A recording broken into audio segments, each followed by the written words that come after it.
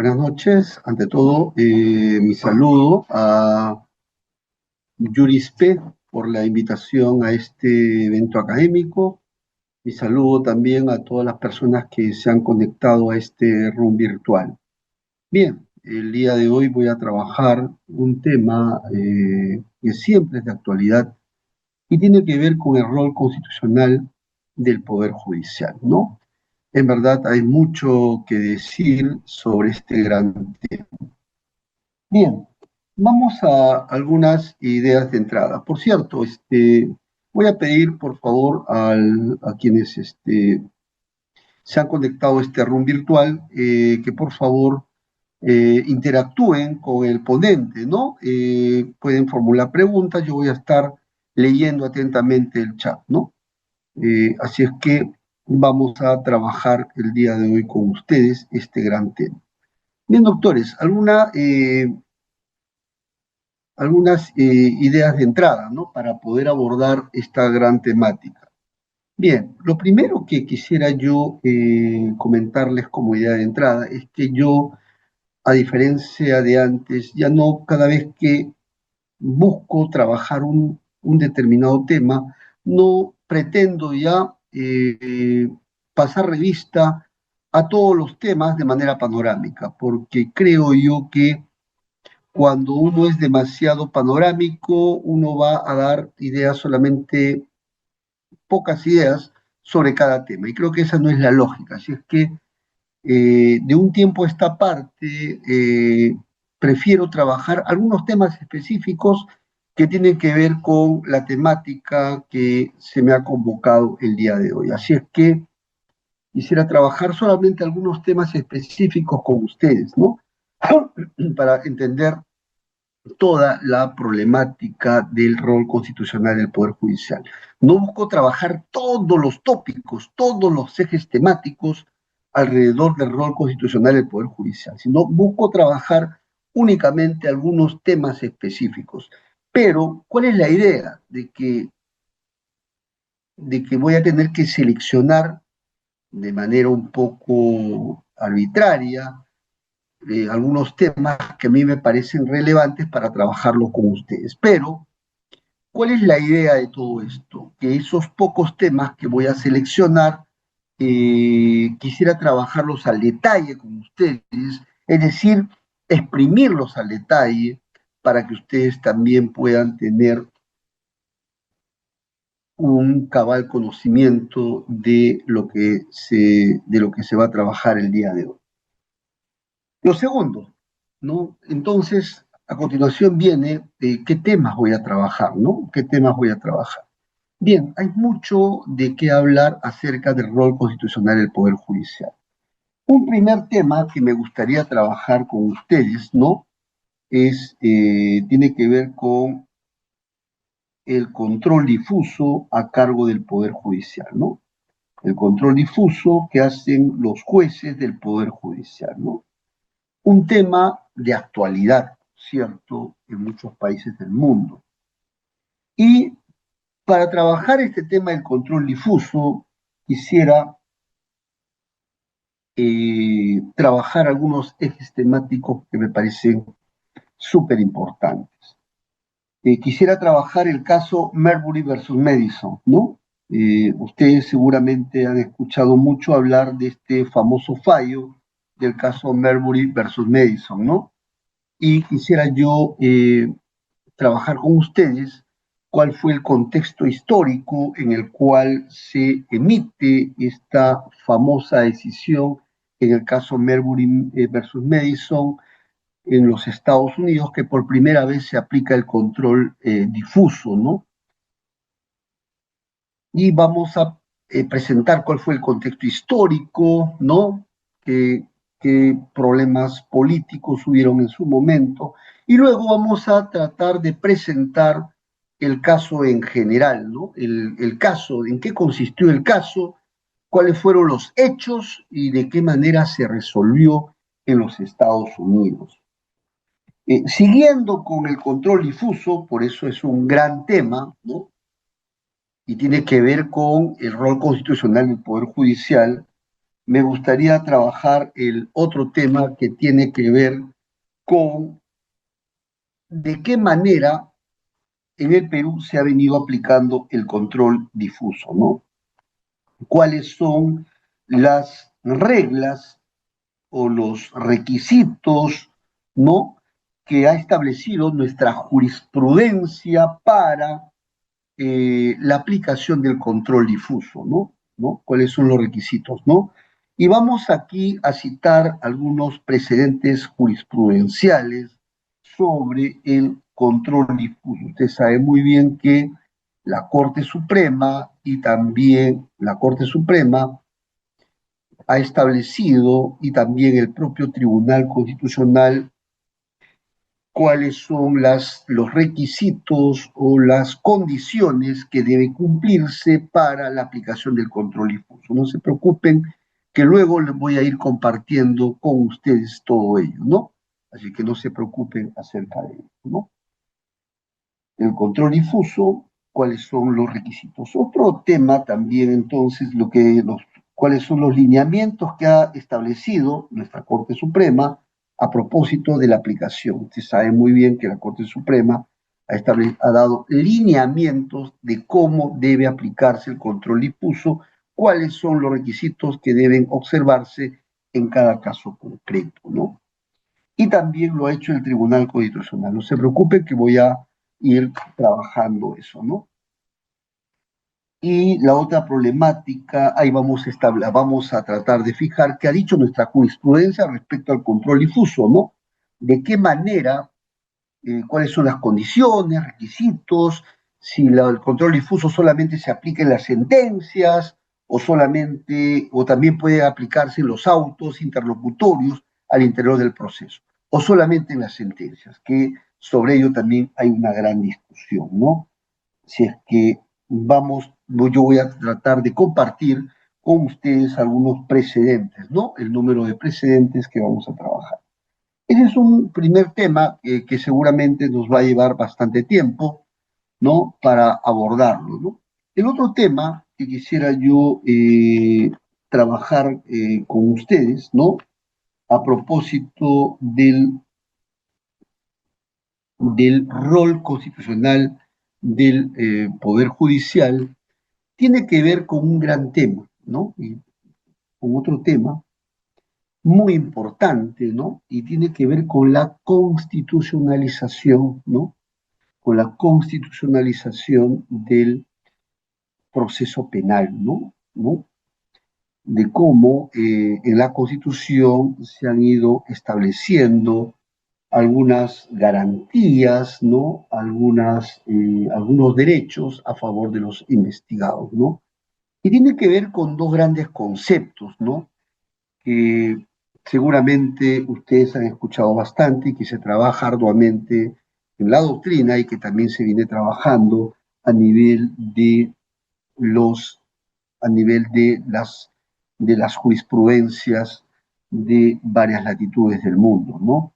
Me refiero a los conceptos de debido proceso, a los conceptos de tutela jurisdiccional efectiva, ¿no?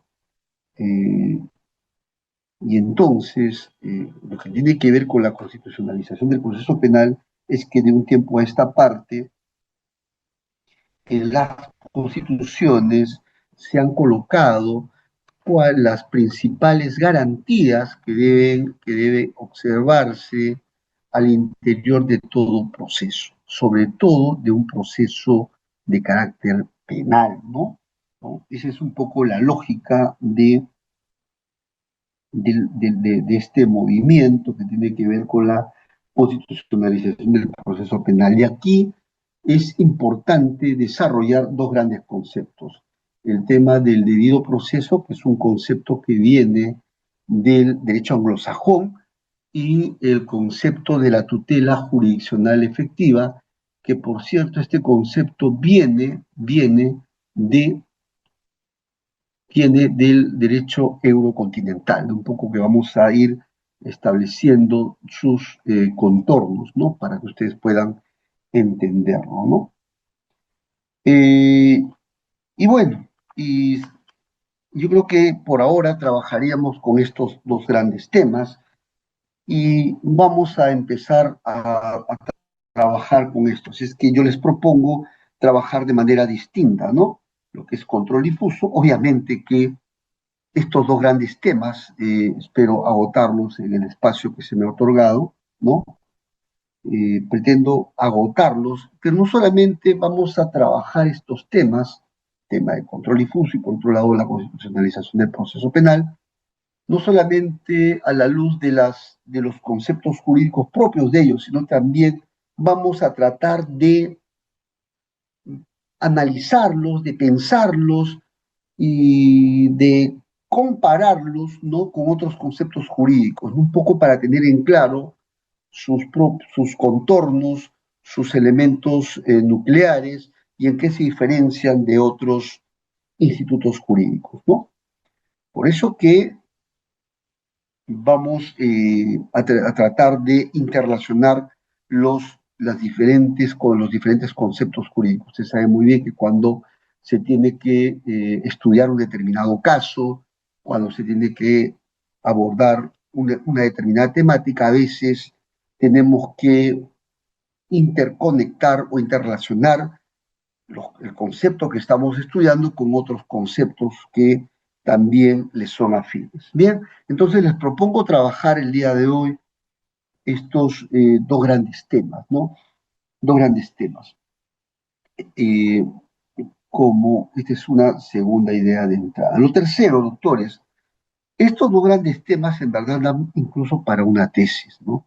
Y yo les recomiendo que puedan identificar una determinada parcela de este tema para investigar, pero para investigarlo seriamente, ¿no?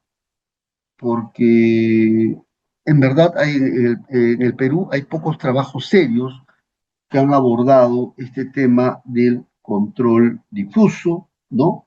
Y también el tema de la constitucionalización del proceso penal. Por ejemplo, el control difuso surge de los Estados Unidos. Y lo mínimo que tenemos que hacer para conocer eh, cómo funciona el control difuso es saber dónde surgió, ¿no? ¿Dónde surgió, ¿no? Y esto nos obliga a conocer el derecho norteamericano. Y el derecho norteamericano no se conoce a partir de utilizar fuentes de segunda mano o a partir de conocer a partir de lo que nos contaron otros, ¿no? Sino la idea es recurrir a las fuentes primarias, ¿no? Ir a la fuente original, si alguien va a hacer un estudio serio, ¿no?, sobre el control difuso, tiene que saber inglés para poder entender digamos, cómo surgió el tema del control difuso, por ejemplo. Y lo mismo tiene que ver con la constitucionalización del proceso penal. Por ejemplo, hay dos conceptos que se manejan arduamente, ¿no? El tema del debido proceso y de la tutela jurisdiccional efectiva. Esto tiene también sus bemoles. Y vamos a ver cómo esto ha impactado en nuestra legislación. Bien, entonces les propongo trabajar estos dos temas. Bien, vamos a empezar sin más prolegómenos con el primer tema. Vamos a trabajar con el control difuso, ¿no? Con el control difuso, ¿no? Eh, y yo les propongo trabajar de la siguiente manera. En una primera parte quisiera trabajar el caso Melbury versus Mason. Y también quisiera trabajar con ustedes a propósito del control difuso con lo que ha dicho nuestros, lo que ha dicho la jurisprudencia peruana, ¿no? Sobre el control difuso, ¿no? La Corte Suprema, sobre todo, ¿no? Entonces, esto es fundamental para tenerlo en cuenta, ¿no? Hay muchos, hay muchos precedentes, ¿sabes? Por favor, para que vayan anotando, por favor. Tenemos una consulta, ¿ya? En el Perú, emitida por la Corte Suprema, ¿no? A propósito del control difuso, ¿no? Tenemos específicamente una resolución, que es la consulta, por favor, doctores, a propósito del control difuso en el Perú ya, la consulta 7307 del 2014 de Arequipa, ¿no? Es un precedente que, que digamos que establece cuáles son los requisitos para aplicar el control difuso, ¿no? Eh, También vamos a ir a otros precedentes, ¿no? No solamente, tenemos varios precedentes, por cierto, a propósito del control difuso. Tenemos también otro precedente de la Corte Suprema, por favor, para que vayan anotando sobre el control difuso. Tenemos la consulta 21270 también, para que lo vayan anotando. 21270, voy a pedir al anfitrión, del 2022 de Huaura, ¿no? Donde también se trabajó un tema de control difuso. Esto es a propósito de algunos precedentes. Por cierto, el control difuso también ha sido materia de tratamiento por parte del Tribunal Constitucional, así que también vamos a citar para que ustedes puedan tenerlo en cuenta, ¿no? Vamos a citar el expediente 1679 del 2005, ¿no? 1679 del 2005, que es un proceso de amparo del TC en el caso de Otiniano García, ¿no? Por favor, voy a ir anotando para que ustedes puedan ir teniendo en cuenta, ¿no? Algunas condiciones, algunos requisitos para efectuar el control difuso, ¿no?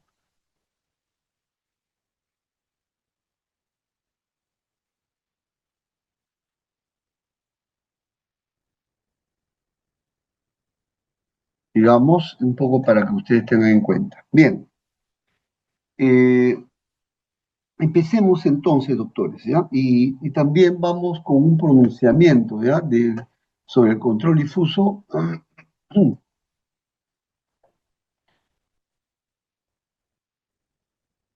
sobre los diferentes pronunciamientos de la Corte Suprema. Tenemos también, aparte de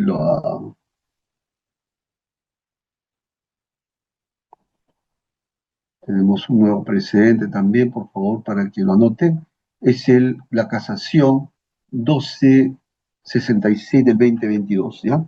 La casación 1266 del 2022 de Lima. Entonces, eso va a ser nuestro tablero de dirección para trabajar el tema del control difuso. Bien, doctores, vamos a hablar sobre el control difuso de los jueces del Poder Judicial, ¿no? Para empezar, vamos un poco a ir clarificando, ¿no? Algunas ideas de entrada y luego ya para ir al caso Marbury Mason y cómo en el Perú se recepciona, cómo ha sido regulado en el Perú el control difuso y además cuáles son las reglas operativas que ha establecido la Corte Suprema y el Tribunal Constitucional para aplicar el control difuso. ¿Se ha seguido los mismos lineamientos que en el caso Marbury Mason o acaso en el Perú hemos inventado un control difuso, un judicial review a la peruana, como se dice, ¿no? Y si eso es posible, ¿no? Entonces vamos a ir trabajando todo esto. Entrando ya en materia sobre el control difuso, qué cosa que hay que decir. Algunas ideas de entrada para que ustedes puedan ubicarse en la materia, ¿no? Algunas ideas de entrada, y esto va a modo ya de prólogo para lo que, o de introducción para lo que vamos a trabajar luego en el caso Marbury Mason y y los precedentes fijados por la Corte Suprema, ¿no? Por la Corte Suprema y por el Tribunal Constitucional.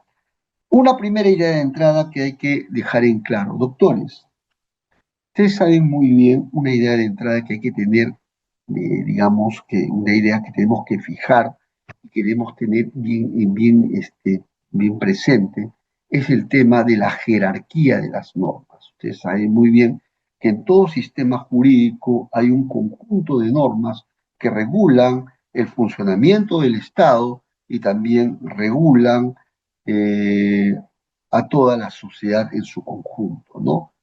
¿No? Hay un conjunto normativo, ¿no? Y todo este conjunto normativo está sujeto a una jerarquía normativa, ¿no? Y eso tiene que ver con la pirámide de Kelsen. Seguramente ustedes han escuchado hablar bastante de la pirámide de Kelsen, ¿no? Ustedes saben muy bien que en la cúspide está la Constitución, luego le siguen las normas con rango de ley, luego vienen los reglamentos que vendrían a ser algo así como los decretos supremos, ¿no?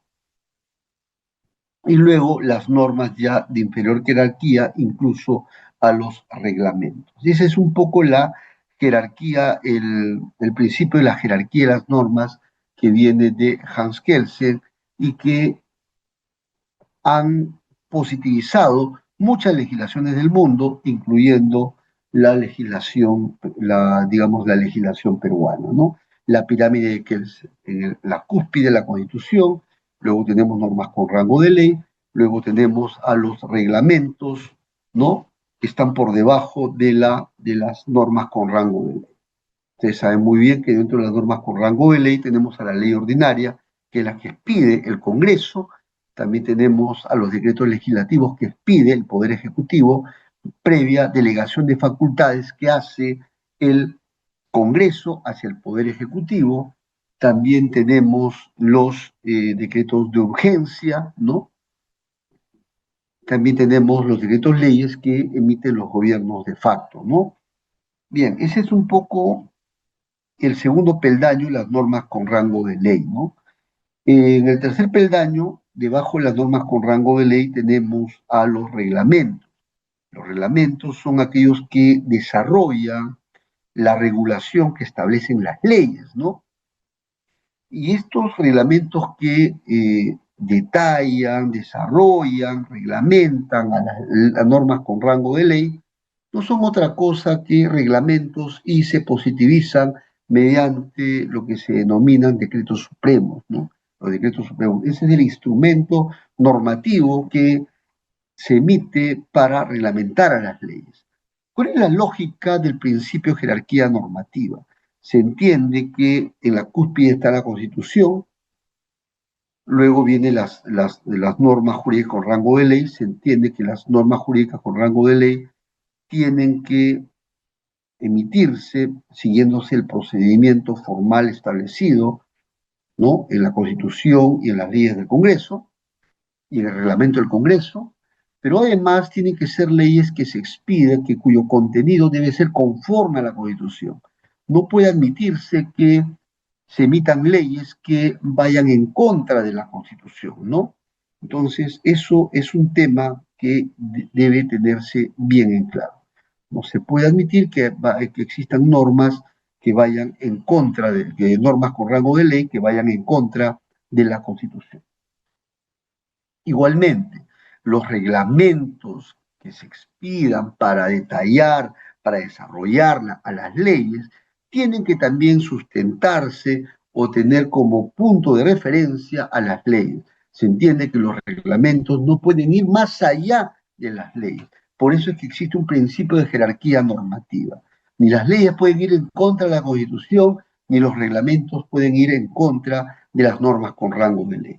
Ese es el principio de jerarquía normativa, conocida como la pirámide de Kelsen. Eso, por cierto, también ha sido positivizado en nuestra Constitución. Por cierto, hay discusión respecto, por ejemplo, respecto a la ubicación en esta pirámide kelseniana de los tratados, ¿no? De los tratados que ha suscrito el Estado peruano con otros países, ¿no? Por ejemplo, la Convención Interamericana de Derechos Humanos, ¿no? O la Convención de Viena, la Convención de Palermo, etcétera. La pregunta que cae de Maduro es cuál es el rango que deberían tener los tratados, ¿no? Hay algunos que dicen que deben tener el mismo rango que una ley, pero el derecho internacional nos dice que los tratados que suscribe el Perú y que forman parte de su ordenamiento jurídico están incluso por encima, ¿no? del derecho interno, porque cada Estado cuando suscribe un tratado prácticamente se obliga a cumplirla. Y esto surge a partir de la Convención de Viena, ¿no? Así que por favor vayan anotando. La Convención de Viena nos da algunas algunas reglas que tienen que ver con el tratado. Hay un artículo específicamente que ha regulado el tema del pacta sunt servanda, ¿no? Que todos los estados deben necesariamente eh, cumplir con los tratados a los cuales se han obligado, ¿no? Esto viene a partir, como ya lo indiqué hace un momento, de la Convención de Viena, ¿no? Se sabe muy bien que la Convención de Viena es una convención, un tratado que ha regulado todo lo concerniente al derecho de los tratados. Y precisamente en uno de sus artículos se ha consagrado la cláusula del pacta sunt servanda, ¿no? Del pacta sunt servanda. El pacta sunt servanda significa que todos los estados están en la obligación que la suscriben de cumplirla, no pueden desconocer los tratados, ¿no? Que han suscrito, ¿no? Esto es lo que se llama con el pacta sunt servanda. Todo tratado en vigor obliga. Eso está en los artículos 26 y 27 de la Convención de Viena. A ver, voy a ir anotando en Convención de Viena, artículos 26 y 27, doctores. En los artículos 26 y 27 de esta Convención de Viena, que tiene que ver el tratado, digamos, con la Convención de los Tratados, se ha establecido la regla, en el artículo 26 concretamente, la regla del pacta sunt servanda. ¿Y qué cosa quiere decir esta regla del pacta sunt servanda? De que todo tratado en vigor, ¿no? Es decir, en vigor que está vigente y que el Estado la ha suscrito y la ha hecho suya, obliga a las partes y debe ser cumplidas por ellas de buena fe. Es decir, una vez que un Estado ha suscrito un tratado, la ha aprobado, la ha hecho suya, está en la obligación de cumplirla, ¿no? Y la debe cumplir de buena fe, ¿no? Y aquí la regla de la buena fe es sumamente importante, ¿no? Acá quiero hacer una pequeña digresión. Cuando hablamos de la buena fe, hablamos de la buena fe subjetiva y de la buena fe objetiva, ¿no? Cuando hablamos de la buena fe subjetiva, tiene que ver con la buena fe creencia de un sujeto de estar en una situación de legitimidad cuando en realidad no lo está. A eso se refiere la buena fe subjetiva, que tiene como contenido la buena fe creencia. En cambio, la buena fe objetiva tiene que ver con la lealtad, probidad, ¿no? Eh, que deben asumir las partes frente a su contraparte, ¿no? Es decir, cuando se negocia un tratado, cuando se suscribe un tratado, cuando se celebra un tratado, se entiende que los estados que suscriben ese tratado definitivamente, definitivamente están en la obligación, ¿no? En la obligación de cumplirla, ¿no? Se obligan a cumplirla. Un poco esa es la lógica. Y la tienen que cumplir de buena fe, es decir, con lealtad, con probidad, ¿no? Porque se han obligado a ello. El artículo 27 de la Convención de Viena establece incluso de que una de las partes, una parte que ya ha suscrito un tratado, la ha hecho suya, la ha hecho parte de su derecho interno, no puede invocar las disposiciones de su derecho interno como justificación del incumplimiento de un tratado, ¿no? ¿No? Es decir, cuando un Estado suscribe un tratado determinado, luego no puede desconocerla, ¿no? No puede desconocerla, alegando eh, digamos, o amparándose en una disposición de derecho interno. Y esto surge del derecho internacional. Los estados hoy en día no son aldeas que viven aisladas. Como dirían intelectuales de la época, vivimos hoy en día en una aldea global, ¿no? En una aldea global, en donde todo está interrelacionado. Y es por eso que cuando los estados suscriben un tratado, están en la obligación de cumplirla. Y no pueden utilizar su derecho interno como justificación para incumplir, ¿no?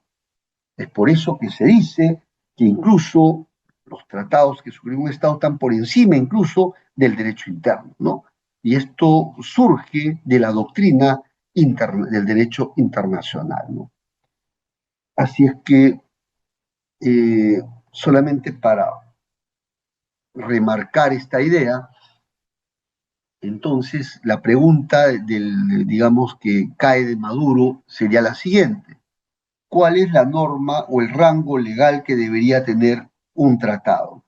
Algunos dicen que debe tener una norma, debería tener una norma parecida a la ley, ¿no? Una norma con rango de ley, ¿no? Otros dicen que incluso está por encima del derecho interno, ¿no? Eh, Sobre esto, la doctrina internacional, la doctrina del derecho internacional ya ha zanjado el tema a partir de la Convención de Viena, e incluso nos ha dicho que el derecho internacional está incluso por encima del derecho interno, en la medida que el propio Estado se haya obligado a un tratado a cumplir. Obviamente que eso no significa que un Estado se encuentre encadenado a un tratado que ha suscrito. Obviamente que puede retirarse, ¿no? Y para eso también hay reglas, ¿no? Hay reglas, ¿no? Y estas reglas en la propia Convención de Viena han sido previstas en el artículo 46 de la Convención de Viena, ¿no? ¿No? Existen, digamos, formas de apartamiento de un tratado, pero hay que seguir todo un procedimiento para el apartamiento de un tratado. Pero mientras no se aparte, el Estado que forma parte de un tratado y que la ha asumido como suya, debe cumplirla, ¿no? Bien, doctores, entonces una primera idea para entrar ya al tema del control difuso tiene que ver con la pirámide de Kelsen, del tema de la jerarquía normativa, ¿no?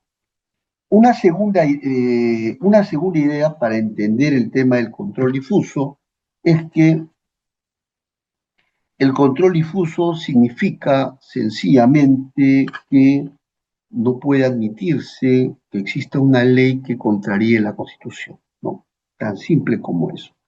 Si se detecta que existe una ley que va en contra de la Constitución, los jueces se entiende que están habilitados constitucionalmente, porque esta regla está prevista en la Constitución, para inaplicar la ley por contrariar la Constitución, ¿no? Ese es un poco el sentido.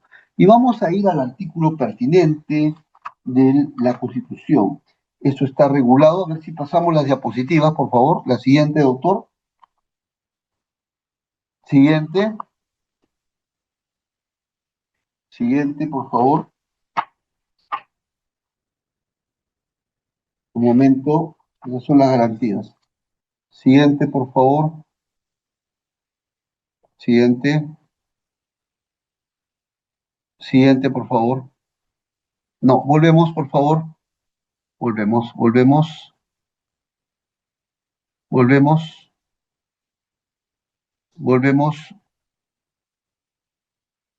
A ver, un momento, por favor. A ver, un poco para despertarlos. ¿En qué artículo de la Constitución está regulado el control difuso, doctores? A ver, por favor, para ver. Creo que un poco para interactuar con ustedes. Muy bien. Artículo 138. Muchas gracias. Aquí está. Acá está el control difuso. Efectivamente, en el artículo 138, ¿no? Se ha regulado el tema del control difuso. 138, numeral 2. Fíjense lo que dice, tan simple como ello. En todo proceso de existir incompatibilidad entre una norma constitucional y una norma legal, los jueces prefieren la primera. Igualmente, prefieren la norma legal sobre otra norma de rango inferior. Aquí se ha consagrado lo que se llama el control difuso. Es decir, Siguiendo la jerarquía de la pirámide kelseniana, tenemos la Constitución, las normas con rango de ley, y por debajo de las normas con rango de ley, en el tercer peldaño, tenemos a los reglamentos. Se entiende que las leyes deben ser conformes a la Constitución. Si es que tenemos leyes que sean incompatibles con la Constitución, entonces los jueces prefieren la Constitución e inaplican en el caso concreto la ley por por ir en contra de la Constitución. Tan simple como eso, ¿no? Se entiende que todas las leyes que emite el Congreso tienen que ser conforme a la Constitución.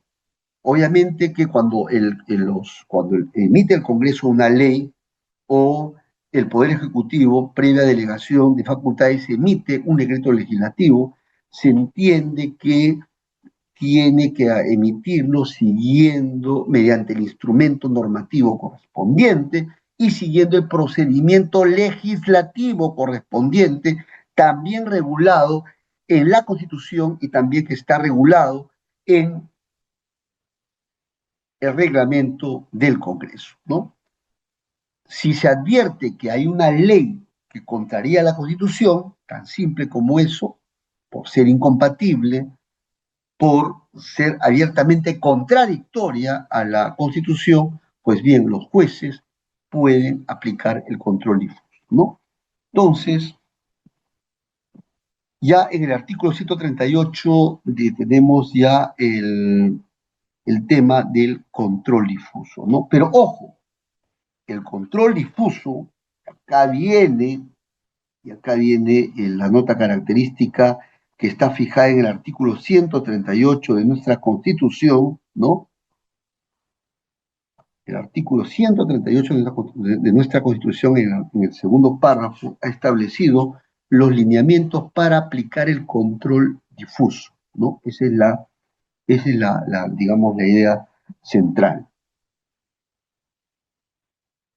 Y se entiende que este artículo 138 de nuestra Constitución simplemente establece que quienes lo aplican, uno, son los jueces, ¿de dónde? Del Poder Judicial. Es decir, no lo aplica el Tribunal Constitucional. El control difuso ha sido diseñado únicamente para ser aplicado ¿por quiénes? Por los jueces, nada más, del Poder Judicial, ¿no?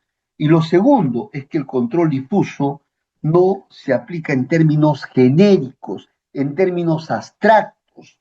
El control difuso se aplica únicamente para inaplicar una ley en el caso concreto, ¿ya? En el caso concreto. No hay que olvidar que el control difuso lo aplican los jueces, ¿no? De acuerdo al artículo 138 de nuestra Constitución, pero además a propósito del caso concreto, ¿ya? No se aplica un control difuso en términos genéricos, ¿no? Para declarar inconstitucional una determinada ley que va en contra de la Constitución. Lo único que se hace es cuando los jueces resuelven un caso concreto, si detectan que hay una ley que debe aplicarse al caso, pero que esta es incompatible o contraría o contradice la Constitución, pues sencillamente la inaplican, ¿no? Y reafirman la supremacía de la Constitución, ¿no? Bien, tercera idea, doctores, un poco para ya ingresar y para ir ya al famoso caso Marbury versus Madison, ¿no? Madison. Ahora vamos con el doctor Raúl Vargas. Muchas gracias, doctor. Eso me anima, eh, digamos, me hace pensar de que estamos en el mismo dial para poder discutir.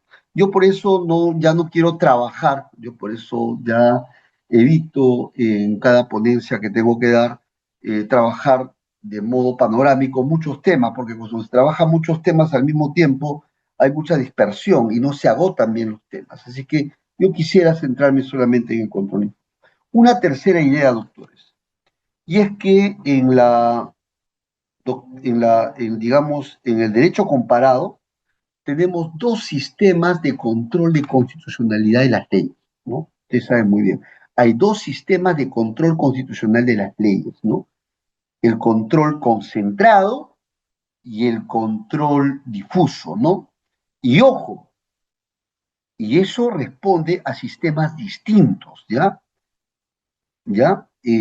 Por ejemplo, el control concentrado significa que el control constitucional de las leyes se encarga a un determinado órgano o a un organismo constitucional autónomo, es decir, se encarga a una determinada, a una determinada institución el control constitucional de las leyes, ¿no? En el control concentrado, de acuerdo al derecho comparado, ¿no?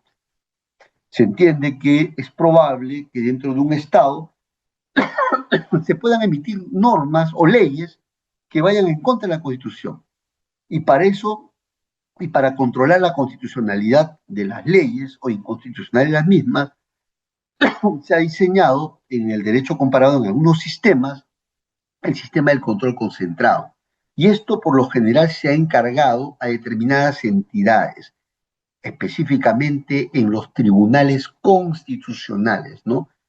Se crea dentro del Estado una entidad denominada Tribunal Constitucional, ante quien se van a plantear las demandas de inconstitucionalidad para que el tribunal evalúe en términos abstractos y no a propósito de resolver un caso concreto, si una determinada ley va en contra o no de la Constitución. Como se va a encargar a una determinada entidad, ¿no? El control concentrado, ¿no? El control concentrado de las leyes, en este caso al Tribunal Constitucional, se entiende que este Tribunal Constitucional, que va a recibir ese encargo de evaluar la constitucionalidad o no de las leyes, necesariamente lo tiene que hacer comparando si esta ley contraría o no la Constitución, ¿no? Pero ojo, no va a hacerlo al resolver un caso concreto, sino lo va a evaluar en términos generales. Por lo general, estos tipos de, digamos, la evaluación de la constitucionalidad o no de las leyes bajo el control concentrado ante el Tribunal Constitucional se va a evaluar a partir de los procesos de inconstitucionalidad, ¿no? Eso es a propósito del control concentrado. Hay algunos sistemas, algunos países, países en el derecho comparado que han acogido el sistema de control concentrado.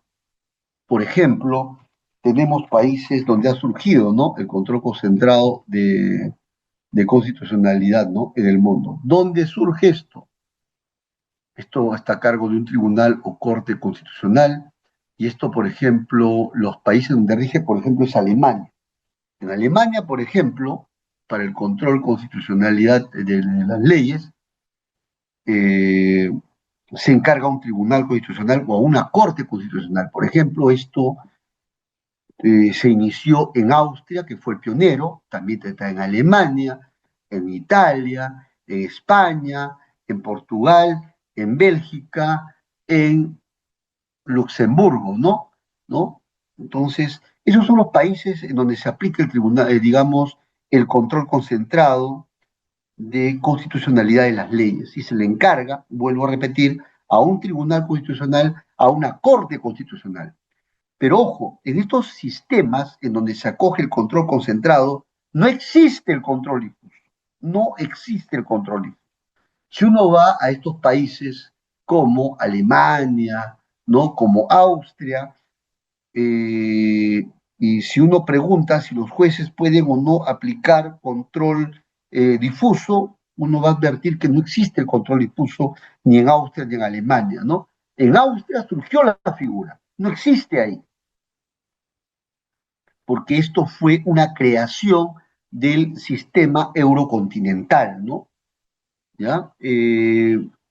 Esto es en cuanto al control concentrado. Vuelvo a reiterar, el control concentrado de constitucionalidad de las leyes se encarga una entidad, Tribunal Constitucional o Corte Constitucional.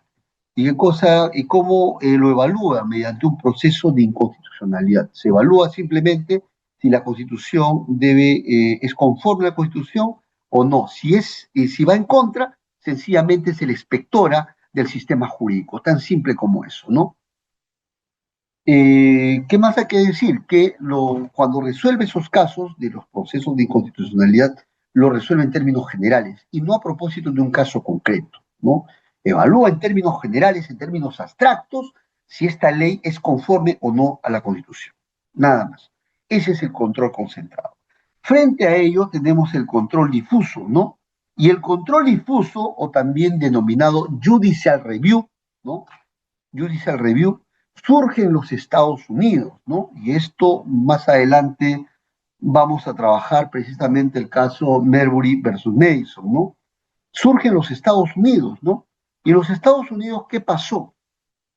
En los Estados Unidos, a partir de la jurisprudencia del derecho anglosajón, surgió la figura del control difuso. Y este control difuso surge a partir del caso Marbury Madison, ¿no? Y este control difuso se entiende que está a cargo de los jueces, ¿no? ¿De los jueces de quiénes? Del Poder Judicial, ¿no? Esa fue la lógica del control difuso en los Estados Unidos. Surge en los Estados Unidos y a propósito del hecho de que los jueces estaban resolviendo casos concretos, es decir, el control difuso lo aplican los jueces a propósito de casos concretos, es decir, cuando un juez está resolviendo un caso concreto y evalúa la aplicación de una ley y determina que esta ley va en contra de la Constitución, sencillamente lo que tiene que hacer es resolver el caso. Al resolver el caso pueden aplicar esa ley y pueden resolver el caso conforme a la Constitución. No hay que olvidar que hay muchos países del mundo, esto se origina en los Estados Unidos a partir de la Judicial Review. Por cierto, en los Estados Unidos el tema del control constitucional de las leyes le ha sido confiada al Poder Judicial, al Poder Judicial. Por cierto, en los Estados Unidos no existe la figura del Tribunal Constitucional. No existe la figura del Tribunal Constitucional, porque ellos creen en su Poder Judicial.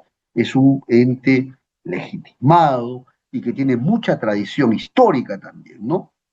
No hay que olvidar que el derecho americano, esto surge en los Estados Unidos, surge a partir de casos concretos, de la jurisprudencia, a partir de un caso jurisprudencial, Marbury versus Madison, ¿no? En donde se detectó que había una ley que contrariaba la Constitución, una ley que tenía que ver con el nombramiento de un juez que se llamaba Marbury, ¿no? Entonces, en ese caso concreto se estableció que esta ley iba en contra de la Constitución y al final se inaplicó al caso concreto, ¿no? Pero ojo, no, cuando hablamos del control difuso, para esto no se crea una entidad especial. Lo hace el mismo Poder Judicial y a propósito de resolver un caso concreto, y ojo, no se establece en términos generales. Es por eso que si la Corte Suprema aplica un control difuso en un caso determinado, ¿no? O un órgano jurisdiccional en un caso determinado, se entiende que solamente es para ese caso, ¿no? Y no para otros casos. Y tampoco invalida la ley, ¿no? Invalida la ley. Entonces, si efectuamos un paralelo entre lo que es el control concentrado y el control difuso, ¿qué advertimos? Si nos vamos al control concentrado, si el tribunal detecta que esa ley es inconstitucional, inmediatamente la deja sin efecto y la inspectora el sistema jurídico, ¿no? Es decir, prácticamente queda fuera del sistema jurídico, se la inspectora, se hace una profilaxis de esta ley que va en contra de la Constitución. Pero ¿qué pasa si en el control difuso, cuando el juez inaplica una ley en el caso concreto por contravenir la Constitución? Eso solamente es para efectos del caso concreto, pero eso en nada afecta la vigencia de la ley que sigue vigente y sigue siendo válida para todo el sistema jurídico. Solamente se aplica para el caso concreto, pero la ley sigue vigente. A diferencia del control concentrado que se declara, si se declara fundada la demanda de inconstitucionalidad, esa ley que digamos se deja sin efecto y se la inspectora del sistema jurídico. Es un poco la lógica, ¿no? Para hacer un paralelo. Si tuviéramos que hacer un resumen entre ambas, estableceríamos lo siguiente, que en el control concentrado lo hace un tribunal constitucional o una corte constitucional. En cambio, el control difuso lo hace el Poder Judicial. Una segunda nota para un poco ya consolidar la información, el control difuso o el control concentrado se hace en términos generales, ¿no? Y si se detecta o si se declara, digamos, si se establece que es inconstitucional, se la deja sin efecto y se la inspectora al sistema jurídico. Pero ¿qué pasa en el control difuso si se le aplica una determinada ley que contraría la Constitución? Solamente eso atañe al caso concreto, pero la ley sigue siendo válida, sigue estando vigente, ¿no? Esa es un poco la lógica de los dos sistemas. Bien, doctores, solamente para aterrizar en el Perú. En los Estados Unidos, por ejemplo, el tema del control de constitucionalidad de las leyes, constitucionalidad de las leyes, le ha sido confiada únicamente al Poder Judicial. En Estados Unidos no existe la figura del Tribunal Constitucional. Si uno va a estudiar el sistema americano, va a encontrar que no existe tribunal constitucional que declare la inconstitucionalidad de las leyes. Y aún así es un sistema sólido, muy respetado en los derechos a nivel mundial, ¿no? Pero ¿qué pasó en el Perú? ¿No? Como hace mucho, escuché una entrevista donde alguna persona opinaba de que a propósito del impeachment y dijo que se le cuestionó que el impeachment que habían aplicado no tenía nada que ver con el impeachment del derecho anglosajón y dijo, no, porque ese es un impeachment peruano, decía, ¿no? A la peruana, ¿no? Y yo creo que no es así, ¿no? Yo creo que las instituciones cada vez que estudiamos, hay que ser muy rigurosos y hay que rastrear sus orígenes, ¿no? Y es por eso que ahora sí me voy a abocar acerca del control difuso. Bueno, vamos a la segunda, seguimos con el control difuso y ahora vamos a el caso Marbury versus Madison, ¿no? Vamos un poco a trabajar el caso Marbury versus Madison. Doctores, para hablar del caso Marbury versus Madison, primero hay que reseñar el contexto histórico, ¿no? El contexto histórico en donde surge, en donde se da esta famosa sentencia del caso Marbury versus Madison. Ojo, estamos hablando, esta sentencia fue emitida, ojo, el año, estamos hablando del año 1803 en los Estados Unidos. No hay que olvidar que importa tener en consideración el contexto histórico para entender luego cómo se da el caso Marbury versus Madison, ¿no? Bien, entendamos el contexto histórico. Estamos por el año 1803, a pocos años de la guerra de la independencia de los Estados Unidos, ¿no? A pocos años, ¿ah? Es decir, todavía los Estados Unidos era un estado incipiente que se estaba formando, ¿no? No hay que olvidar que la independencia de los Estados Unidos va por el año de 1786, 1789, por ahí, estoy malo con los números, ¿no? Se da en esa fecha aproximadamente la independencia de los Estados Unidos y estos hechos ocurren en el año 1801, 1803, por ahí, ¿no? ¿No? Ese fue el escenario en el cual se produce el caso o se emite esta sentencia del caso Marbury versus Madison. Bien, ¿qué cosa hay que decir? ¿Qué es lo que ocurría durante esa época? No hay que olvidar que durante la guerra, digamos, la independencia de los Estados Unidos prácticamente se da en el año de 1776, ¿no? ¿no? Cuando las 13 colonias, ustedes recordarán, se independizan, ¿no? Y el caso Marbury Madison se da prácticamente pocos años después, en el año 1803. ¿Cuál fue el contexto político, doctores, ¿no? Que ocurrió el contexto político, el contexto histórico en el cual se da esta sentencia Marbury Madison? No hay que olvidar que en ese momento estaba en el poder, era el presidente de los Estados Unidos era Thomas Jefferson. Thomas Jefferson era el presidente de los Estados Unidos. No, era el presidente Adams. Quien estaba en la presidencia de los Estados Unidos era el presidente Adams. Y en los últimos días de su gobierno, como presidente, el presidente Adams, ¿no? ¿Qué es lo que hace? Comienza a nombrar jueces, ¿no? Comienza a nombrar jueces que estaban prácticamente alineados digamos, a su partido político, que estaban alineados digamos, al gobierno, ¿no? Él comienza a nombrar un grupo de jueces, ¿no? En los últimos días.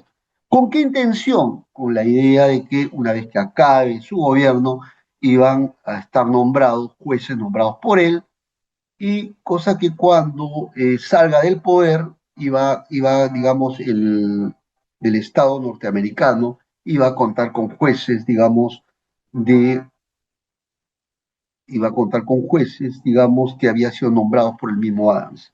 Pero en los últimos días de su gobierno, porque por esos días ya había sido elegido como presidente de los Estados Unidos Thomas Jefferson. Thomas Jefferson prácticamente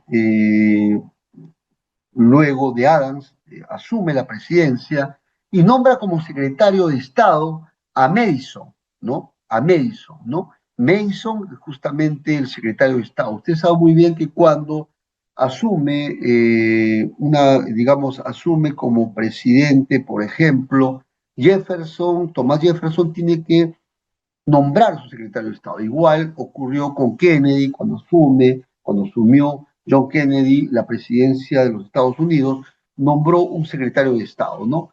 Lo mismo ha ocurrido con Trump, ¿no? Trump también ha nombrado un secretario de Estado, que es su personal de confianza en la dirección de la presidencia de la República. No hay que olvidar que el sistema norteamericano se rige bajo un sistema presidencialista, ¿no? ¿Y qué ocurre? Sale Jefferson de Adams, en los últimos días nombra a varios jueces. Dentro de esos jueces que nombra, ¿no? Para el Poder Judicial estaba el magistrado, un grupo de magistrados, y uno de esos magistrados era Marbury, ¿no? El juez nombra como juez a Marbury, ¿no? Para que asuma el cargo de juez, ¿no? ¿No? Lo nombra, ¿ya? Pero luego sucede a Adams Thomas Jefferson con Madison como secretario de Estado. Ese fue el contexto político, es decir, hay un cambio de gobierno entre Adams, ¿no? y, y Thomas Jefferson, ¿no? En los Estados Unidos. Ustedes saben muy bien que en los Estados Unidos siempre ha habido la pugna de dos partidos, ¿no? Los republicanos y los demócratas, ¿no? Esa era un poco la lógica, ¿no? John Adams se llamaba, ¿no? En ese tiempo era miembro del Partido Federalista, ¿no? Del tiempo del Partido Federalista. En cambio, Thomas Jefferson era del partido, era pues un partido demócrata republicano en ese tiempo, ¿no? Entonces eran de dos partidos políticos distintos. Reitero, John Adams nombra a un grupo de jueces, dentro de ellos a Marbury, para que luego, determinado su gobierno, asuma como uno de los jueces, ¿no? De los Estados Unidos. Luego asume la presidencia Thomas Jefferson con su secretario de Estado, John Adams, o digamos, Madison. ¿Y qué ocurre con este grupo de jueces? Va ante el secretario de Estado, ¿no? Madison, para que les entregue sus credenciales de nombramiento como jueces, ¿no? ¿Y qué ocurre con Madison? cuando va este grupo de jueces, Marbury y otros jueces, hay varios jueces que van, ¿ya?, a reclamarle ante a Madison la entrega de las credenciales como jueces para que asuman, ¿no?, sus correspondientes cargos. Ocurre de que Madison simplemente no los atiende, prácticamente no les llega a entregar sus credenciales, lo que imposibilita que asuman sus cargos, ¿no? ¿Y eso qué motivó, doctores? ¿Qué motivó en su momento? Motivó en su momento que Madison demandara, ¿no?, recurra ante el Poder Judicial, ¿no?, y demandara a Madison, que era el secretario de Estado de Thomas Jefferson. Es decir, Marbury, el juez Marbury, recurre ante el Poder Judicial y demanda a Madison para que le entregue las credenciales, ¿no?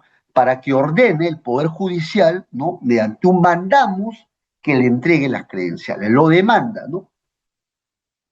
Pero se niega, ¿no?, frente, digamos, frente a la negativa de Madison. Y esto fue prácticamente el origen del caso, ¿no?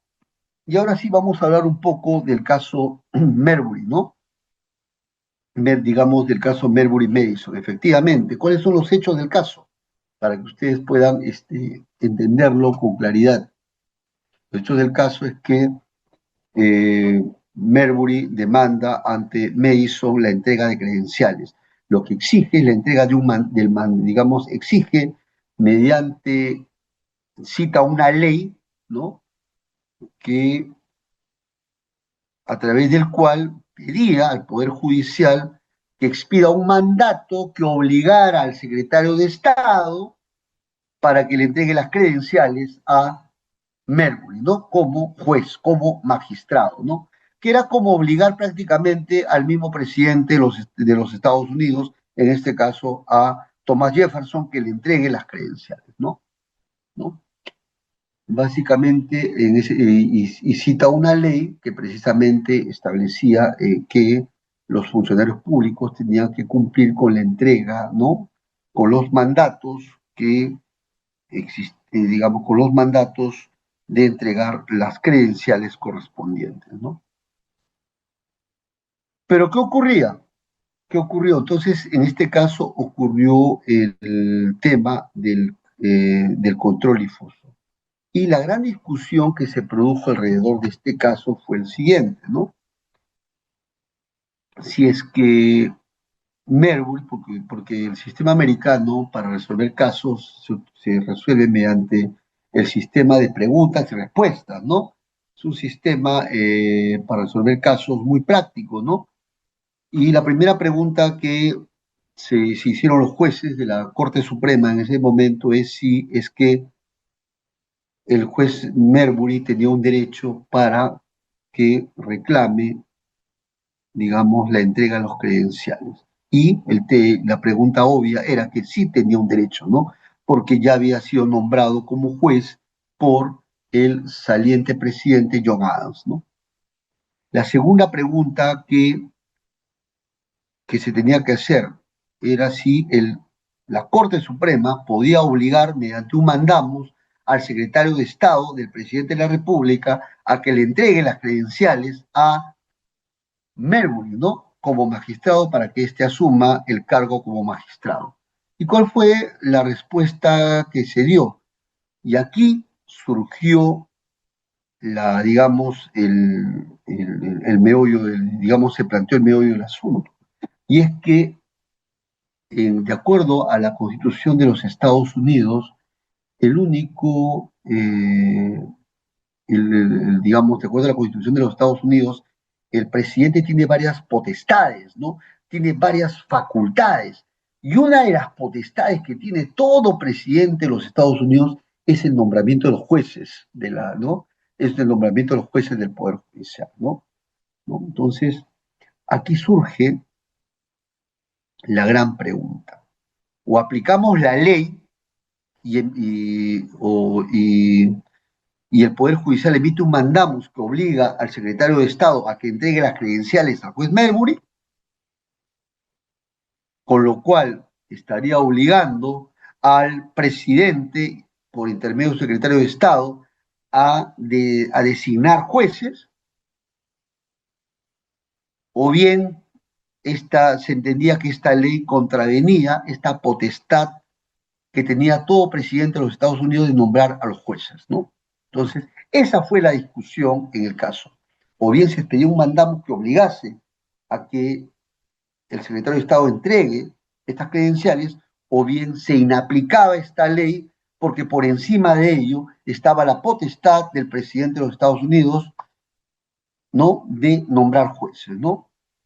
Y al final, la gran pregunta que se hicieron los jueces en este caso, ¿no?, fue la siguiente: ¿puedo yo obligar al presidente digamos, a entregarle las credenciales prácticamente como designando a los jueces? ¿O es que acaso es una potestad constitucional que tienen todos los presidentes de la República, tanto más si es que el sistema de los Estados Unidos es un sistema presidencialista? Y al final del día, lo que los jueces respondieron al caso concreto fue lo siguiente. Dijeron que esa ley que permitía aplicar el mandamus no la podían aplicar, porque contravenía una de las normas constitucionales que establecía que solamente los presidentes de la República de los Estados Unidos podían nombrar jueces. Por lo tanto, inaplicó esta ley que habilitaba a emitir un mandamus, la inaplicó en el caso concreto, y al final prácticamente el Poder Judicial inaplicó la ley, mantuvo la supremacía de la figura del presidente de la República bajo un sistema presidencialista, y al final no le entregó las credenciales. Final del día, digamos, como colorario del caso, ¿qué ocurrió? El juez Marbury perdió el caso, en otras palabras, ¿no? Perdió el caso, no se le entregaron las credenciales, ¿no? Eh, por aplicación del control difuso en el caso concreto de ellos, ¿no? Obviamente que hubieron varios jueces que reclamaron, pero el que al final planteó digamos, la acción legal fue William Marbury, ¿no? Pero inicialmente estaba Dennis Ransay, Robert Townsend y William Harper, es decir, varios jueces que estaban en la misma situación que el señor Madison, ¿no? Y al final no le entregaron las credenciales, ¿no? ¿Qué podemos hablar como conclusión del caso Marbury, ¿no? Y luego sí voy a la pregunta eh, del doctor Raúl Vargas, ¿no? Raúl Vargas. Lo primero que hay que decir es que el control difuso, conocido en los Estados Unidos como la Judicial Review, se aplicó a propósito de un caso concreto, ¿no? De un caso concreto, el caso del juez William Marbury, ¿no? Un caso concreto. Lo segundo, quien aplicó ese control difuso fueron los miembros del Poder Judicial, porque en los Estados Unidos no existe Corte Suprema. La tercera conclusión que se puede extraer de este caso de Marbury versus Madison es que no fue un tema de derechos fundamentales, ¿ya? Porque hoy en día muy alegremente se quiere decir que solamente el control difuso tiene que ver con derechos fundamentales. Acá tuvo que ver con un tema de competencias, ¿no? De diferentes órganos del Estado, ¿no? Presidencia de la República, la figura del presidente, del secretario de Estado, ¿no? Y del nombramiento de los jueces, ¿no? ¿No? Entonces, de eso se trataba, de un tema de derecho orgánico, ¿no?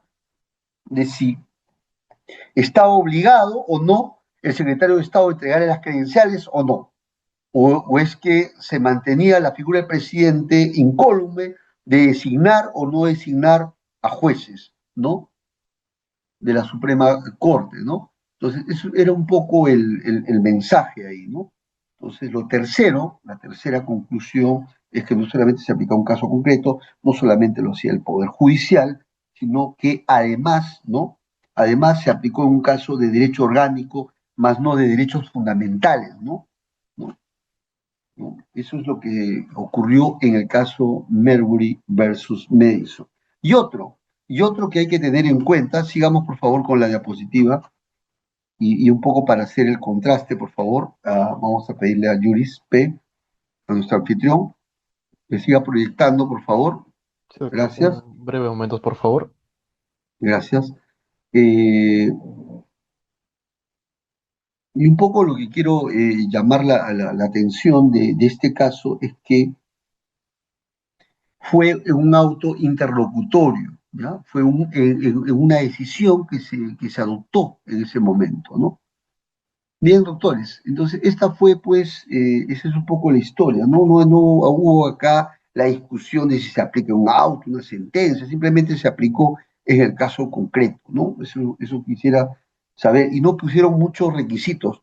El derecho norteamericano es muy práctico, advirtieron que esa ley iba en contra de la Constitución y le aplicaron al caso concreto, ¿no? No pusieron más requisitos muy rigurosos, sino que fue tan simple, una simple comparación de la ley, si contrariaba o no la Constitución, a los ojos de cualquier espectador, ¿no? Y aquí no se discutió que solamente se apliquen autos, se apliquen sentencias, es decir, aquí este es prácticamente la fuente de la Judicial Review, ¿no? Sin embargo, ya, pero ¿qué pasó a nivel mundial? Esta figura ha sido recepcionada por muchos países norteamericanos, digamos, muchos países la han recepcionado. En el Perú tenemos los dos, ¿no? En Estados Unidos solamente el control difuso, en Alemania y en Austria solamente el control concentrado por el tribunal o por la Corte Constitucional. En el Perú tenemos las dos como si eso, como si ello nos garantice que el sistema constitucional va a funcionar mejor. Por el contrario, creemos nosotros de que esto no ha venido funcionando bien, y esto lo dicen muchos académicos entendidos en la materia. Nuestra constitución ha sido prácticamente aquí un pan con mango, o sea, le han puesto los dos sistemas al mismo tiempo con la idea de que funcione mejor. En cambio, en el derecho comparado nos enseña que o bien se aplica uno o bien se aplica el otro, ¿no? Bien, al final del día vamos ahora a aterrizar en Perú. ¿Cómo se recoge esto en el Perú, ¿no? ¿Cómo se recoge en el Perú? Pues bien, voy a citar varios precedentes jurisprudenciales, ¿no? Obviamente que en el Perú no basta que no basta que un juez la aplique en un caso concreto, ¿no? No basta que la ley contraríe la Constitución, ¿no? Por eso que en el Perú se ha comenzado a evaluar cuáles son los requisitos para que se aplique un control difuso. Y es así que la Corte Suprema ha emitido varios pronunciamientos de cara a establecer en qué casos se aplica el control difuso, ¿no? ¿Cuáles son las reglas para aplicar el control difuso, ¿no? Esa es un poco la lógica, ¿no? Que se tiene que tener en cuenta.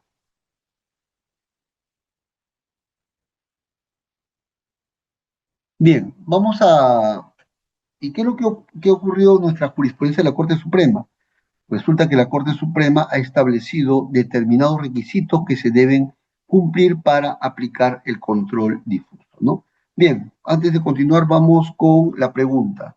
El doctor Raúl Vargas nos dice, ¿qué ocurre en caso que un juez inaplica una norma aplicando control difuso y otro juez en un caso similar no lo hace? Quiere decir que la inaplicación está en función de la interpretación que hace un juez de una disposición constitucional.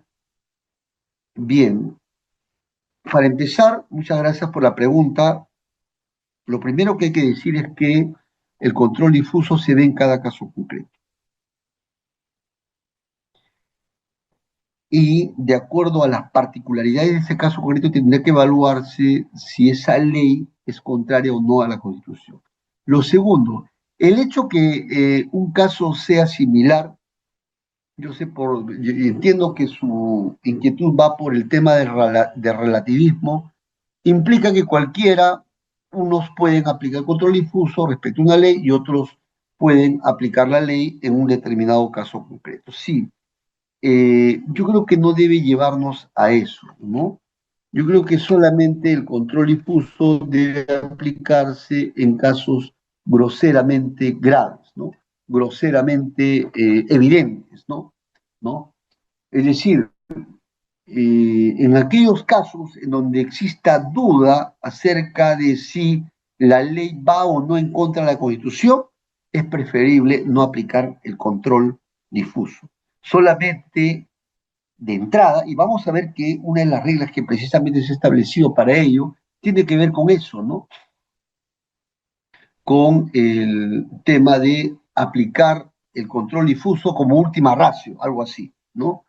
¿No? Cuando ya no exista posibilidad, es decir, solamente de aplicarse cuando la ley sea manifiestamente, groseramente, digamos, vaya en contra, de manera directa, grosera, en contra de la Constitución, solamente en esos casos. Si se existe duda, preferible no aplicar el control difuso, ¿no? Así es que eso es un poco para evitar este relativismo en cuanto a la aplicación del control difuso, ¿no? Pero además hay que tener en cuenta, como tercera idea, que no todos los casos son los mismos, ¿no?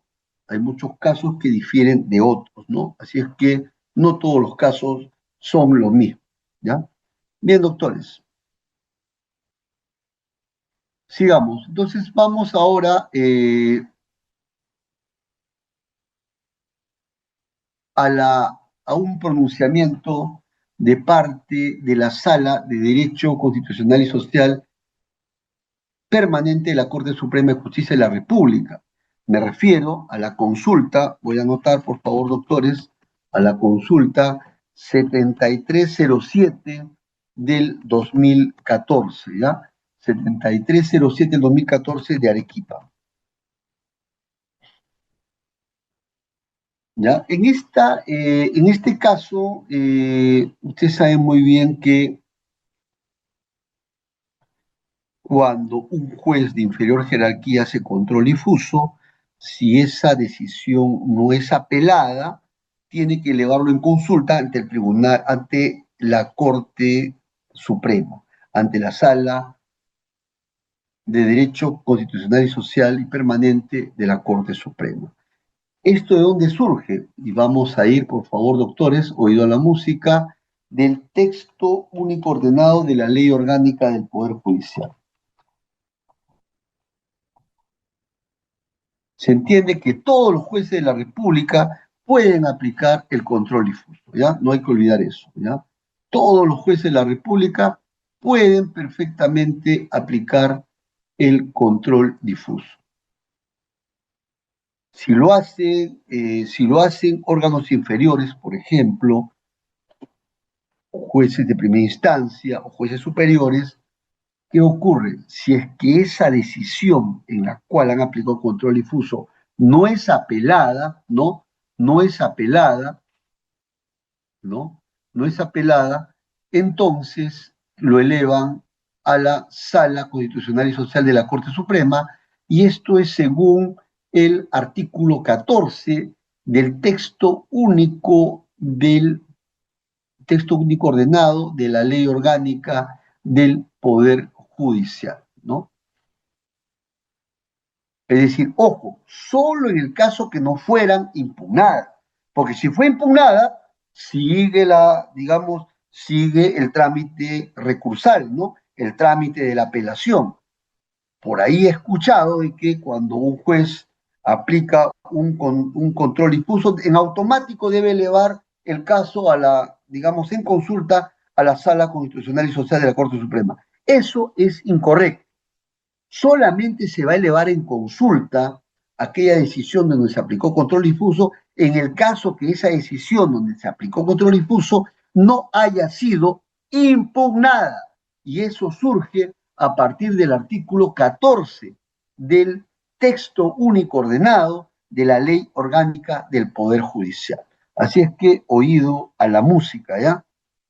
¿Ya? Así es que eso hay que tener muy en cuenta. Entonces, volviendo, para evitar este tema de relativismo, de que de que los jueces pueden aplicar de manera un poco libérrima el tema del control difuso, es que la Corte Suprema, a través de las diferentes consultas que se les ha, que ha llegado a sus manos, ha comenzado a emitir algunas reglas que deben observarse para aplicar el control difuso. Y una de ellas, que ha llegado a la Corte Suprema, tiene que ver con el expediente 7307-2014, Arequipa, del 20 de enero del 2015, ¿no? ¿Ya? Y aquí un poco, no voy a ir tanto al caso concreto, pero me gustaría desarrollar todo lo concerniente al control difuso, ¿no? Al control difuso y cuáles son digamos, cuáles son los requisitos que se debe observar para aplicar control difuso, ¿no? Esa es un poco la lógica, ¿no? Y aquí prácticamente,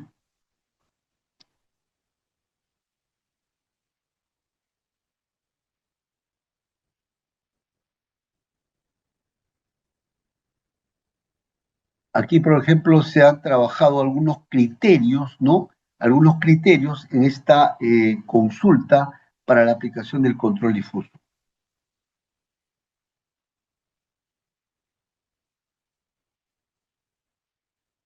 Y esto ha sido desarrollado en el numeral 2.7. En el numeral 2.7, vamos a compartir con ustedes. En el numeral 2.7, esta consulta, se han desarrollado algunos parámetros, algunas pautas para la aplicación del control difuso. Oído a la música. Se han fijado alrededor de cinco pautas, ¿no? Cinco pautas, es decir, cinco pasos que se tiene que observar para determinar si se aplica o no control difuso. ¿Cuál fue la primera pauta? Voy a dar lectura porque quisiera ir de a pocos. Primera pauta. A partir de la presunción de constitucionalidad de las normas legales, respetar el orden y seguridad jurídica, teniendo presente que cuando se enjuice la inconstitucionalidad de una norma, esta circunstancia debe probarse.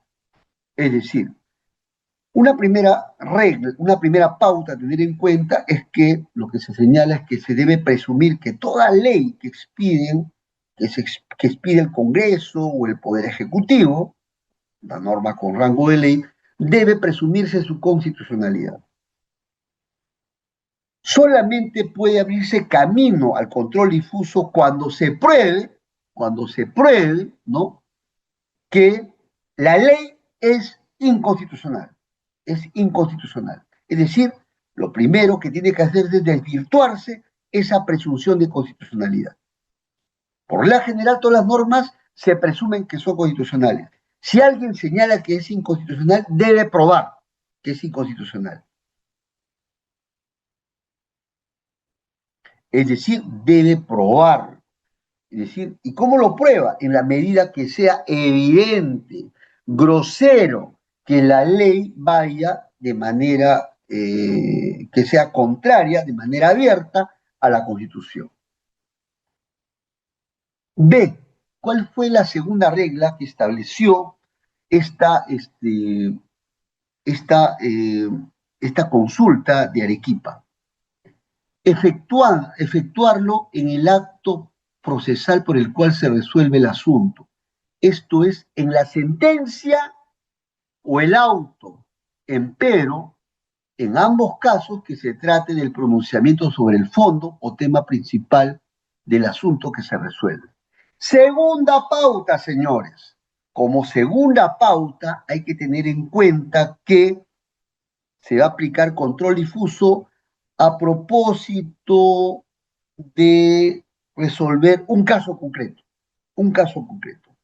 Ojo, no se va a aplicar control difuso para declarar la inconstitucionalidad de una determinada ley en términos generales.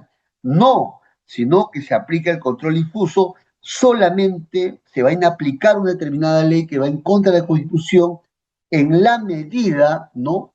En la medida que se resuelva un caso concreto, ¿no? La segunda pauta, un caso concreto. Y se puede aplicar control difuso en una sentencia o en un auto interlocutor, es decir, en cualquier momento del proceso. Por ahí se decía, ¿no? Por ahí se decía que los jueces de primera instancia solamente pueden aplicar control difuso en la sentencia. Esto es inexacto, ¿ya? Esto es incorrecto. Uno, porque en el caso Marbury Mason en ningún momento se estableció como pauta que solamente se haga en una sentencia o en un auto. Es decir, se puede hacer en un auto o en una sentencia. Y esta pauta que se establece en la consulta de Arequipa precisamente remarca esa idea.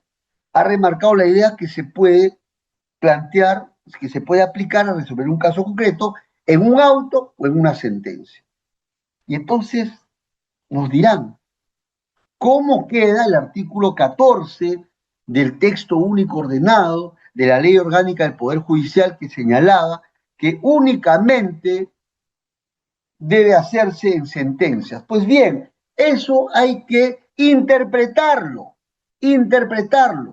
Toda norma está sujeta a interpretación, ¿ya? Toda norma está sujeta a interpretación, ¿no? Y en ese orden de ideas, no puede hablarse de que solamente se predique la sentencia, ¿no? Se predique la sentencia. Es por eso que, por ejemplo, ¿no? En la Corte Nacional, por ejemplo, antes de la expedición de esta sentencia que ha convalidado la constitucionalidad de la ley 32.107, muchos jueces han aplicado control difuso de la ley 32.107 antes de la sentencia del Tribunal Constitucional, ¿no? Han aplicado. Incluso en un auto y no en una sentencia, ¿no? Por ejemplo, el doctor Chávez, ¿no? Tamaris, del séptimo juzgado de investigación preparatoria, inaplicó la ley 32.107, ¿no? Y también tenemos el caso del doctor Leodán Cristóbal, que inaplicó la ley 32.751, denominada ley Soto, ¿no? Que hoy en día se ha sido convalidada, ¿no? Pero él lo inaplicó ojo, antes de que el tribunal la convalidara, ¿no? Entonces, ¿qué cosa quiero decir con eso? Es más, voy a citar un caso histórico y voy a recomendarles, ¿no? Un texto para que ustedes puedan revisarlo.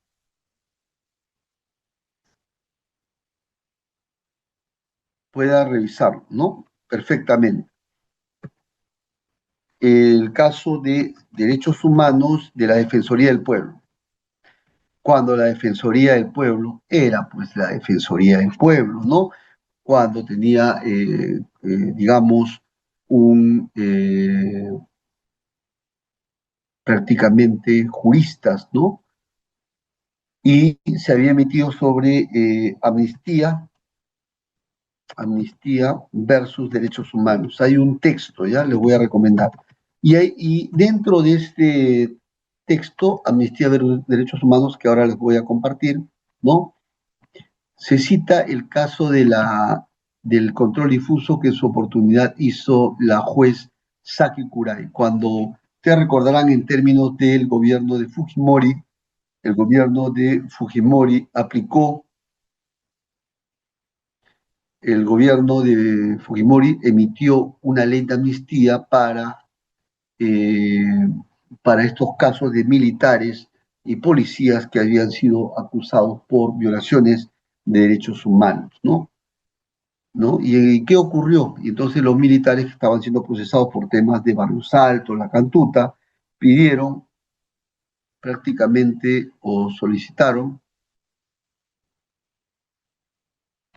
o o solicitaron que se aplique la ley de amnistía y que se archive su caso, ¿no? Y el caso llegó pues aquí está, les estoy compartiendo, bien. Y el caso llegó al despacho de la doctora Sakicuray. Y la doctora Sakicuray, mediante un auto, no una sentencia, inaplicó la ley de amnistía, porque iba en contra, porque del derecho a la verdad, del derecho a investigar ese caso de grave violación a los derechos humanos, caso Barrios Altos, ¿no?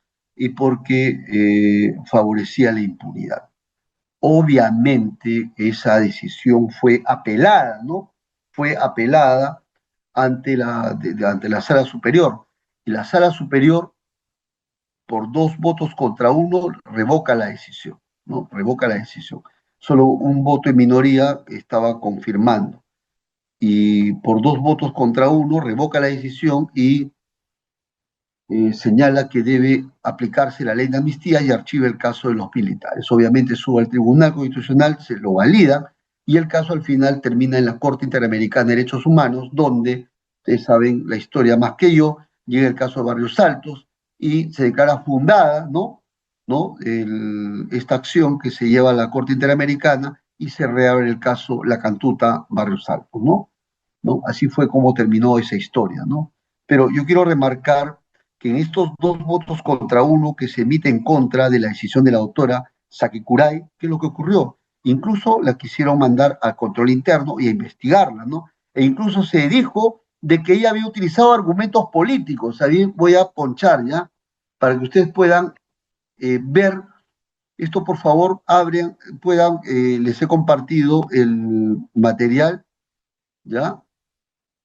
Y en este material se ha evaluado este tema del control difuso que se aplicó contra estas leyes de amnistía. Y también en un anexo se recoge la decisión de la jueza Kikuray, ¿no? De la jueza Kikuray, que declara inaplicable esta ley, ¿no? Que favorecía, ¿no? A estos militares, entre ellos Salazar Monroe, Martín Rivas, Carvajal García, Sosa Saavedra, Coral Guaycochea, ¿no? Entre otros, ¿no? Y también en la página 51 y 52, si ustedes pueden revisarlo, también van a advertir que en este caso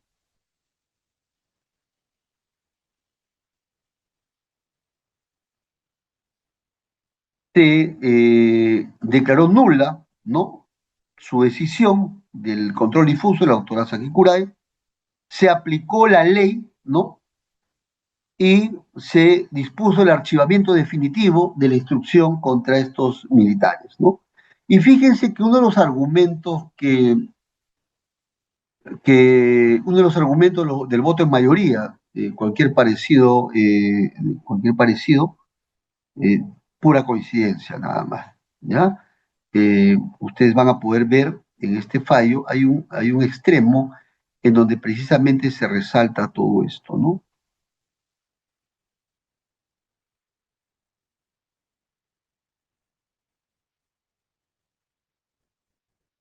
Fíjense lo que dice, que en tal virtud a los órganos de justicia corresponde mantenerse dentro de la órbita de su jurisdicción sin contrariar las funciones y las potestades que incumben a los otros poderes, sobre todo si tratándose de la ley aplicable al caso, según interpretación y alcance establecidos por la ley, no juzga, no interfiere ni vulnera la administración de justicia, siendo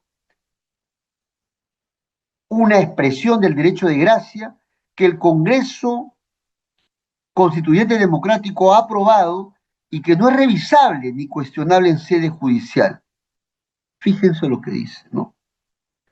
Que los magistrados no tienen competencia para inquirir los propósitos que inspiran las prescripciones legislativas contenidas en la ley de amnistía. El juez, al aplicar la ley, no puede asumir que el poder legislativo haya tenido el propósito deliberado de sancionar leyes que contradigan la Constitución.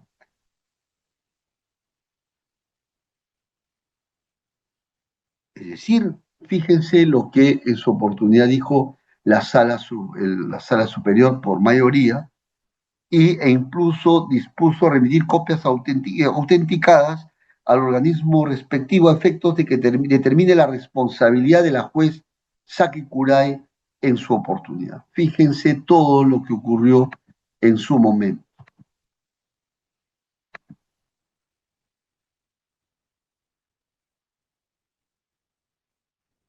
Bien, doctores. Entonces, fíjense, volviendo a esta consulta 7307, haciendo un resumen, lo primero es que se tiene que destruir o enervar la presunción de constitucionalidad de la ley. Tiene que probarse de que la ley es inconstitucional. Lo segundo es que se tiene que aplicar cuando se resuelve un caso concreto y se puede hacer en un auto o en una sentencia, como por ejemplo el caso de la juez Saki Kurai, el caso de los jueces que han aplicado control difuso. Y también tenemos varios jueces que han aplicado control difuso, incluso en otras materias, por ejemplo, el tema de la ley Soto, como el doctor Leodán Cristóbal, ¿no? Bien. Tercera pauta, C. Requiere expresamente un examen del caso donde se determine sin lugar a dudas la norma legal aplicable. Esto es la norma relevante e indisoluble para la resolución del caso. Reitero, requiere previamente un examen del caso donde se determine sin lugar a dudas la norma legal aplicable. Esto es la norma relevante e indisoluble para la resolución del caso. ¿Qué cosa quiere decir en sencillo, doctores? En sencillo, de que la única norma que va a resolver el caso es precisamente la ley sobre la cual vas a hacer el control, ¿no? Es decir, que sea la única ley aplicable al caso concreto, ¿no? ¿No? Tiene que seleccionar, tiene que uno evaluar si esta ley es aplicable o no al caso concreto. Sin lugar a dudas, que no existe otra norma aplicable al caso concreto, que esa sea la única norma aplicable al caso concreto. D. Ubicada la norma legal aplicable, debe efectuarse una labor interpretativa en forma exhaustiva. Es decir, una vez que se ha ubicado esa ley que va a resolver el caso concreto, se tiene que interpretar esa norma y se tiene que buscar todos los sentidos posibles, todos los sentidos interpretativos posibles para resolver el caso, ¿no? Y lo primero que se tiene que hacer es buscar una interpretación que sea compatible con las normas constitucionales y con los derechos fundamentales. Es decir, una vez que ya se ha identificado esa norma, esa ley aplicable al caso, lo que debe hacerse a continuación es efectuar una labor interpretativa, buscando todos sus sentidos interpretativos, ¿no? Y hay que buscar si es que se encuentra alguna interpretación compatible con las normas constitucionales y derechos fundamentales. Es decir, hay que buscar si existe una interpretación conforme a la Constitución. Es decir, si es que se ubica una interpretación conforme a la Constitución, ya no es necesario recurrir al control difuso. Pero si aún así no se ubica, si aún así no se encuentra un sentido interpretativo conforme a la Constitución, es decir, uno hace la evaluación de esa ley y determina que todos los sentidos interpretativos van en contra de la Constitución, entonces en ese caso no queda más remedio que recurrir al control. Pero si se detecta que hay algún sentido interpretativo que sea conforme con la Constitución, en ese caso ya no es posible ya recurrir al control. Finalmente, solo cuando no es posible salvar la constitucionalidad de la norma, procede a declarar la inaplicación para el caso concreto. Es decir, última ratio, en otras palabras. solo en el supuesto que no sea posible salvar su constitucionalidad. En ese caso ya el único remedio extremo sería indudablemente el control difuso, ¿no? Pero si se encuentra una interpretación conforme a la Constitución, pues bien, se tiene que, se tiene que recurrir, se tiene que recurrir a la interpretación conforme a la Constitución. Y acá voy a hacer una pequeña digresión, doctores, ¿no? Ustedes saben muy bien que el Tribunal Constitucional ha establecido algunos criterios, ¿no? De interpretación, de corrección funcional, ¿no? Para interpretar la Constitución o de interpretación conforme a la Constitución. Esto está plasmado, voy a ir a un precedente ya para que ustedes puedan ubicarlo.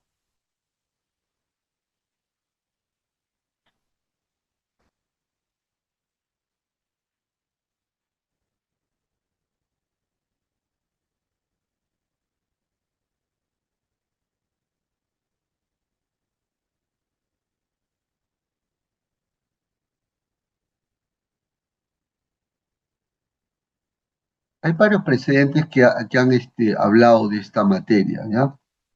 Un poco lo que quiero yo es tan solo citar algunas para que ustedes puedan también, eh,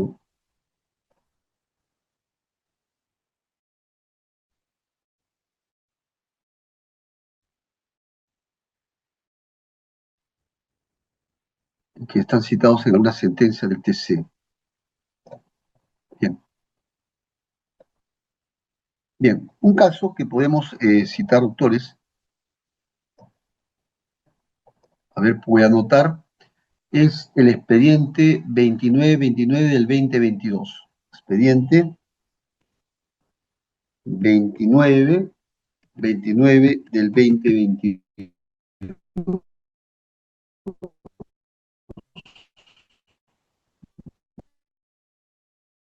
¿no? PHC. Ustedes saben que hay algunos criterios que el Tribunal Constitucional ha desarrollado, ¿no? Para la interpretación de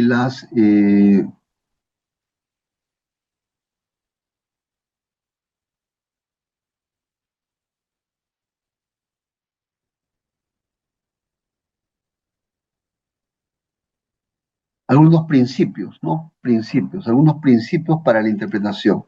Bien, uno de los principios precisamente tiene que ver con la corrección funcional y también con el principio de buscar una interpretación conforme con la Constitución, ¿no?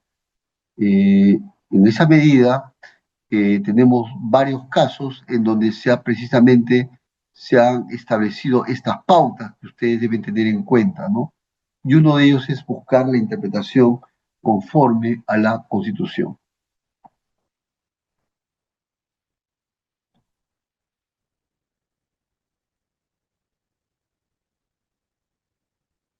Bien, vamos a seguir con otro precedente, doctores, ¿ya?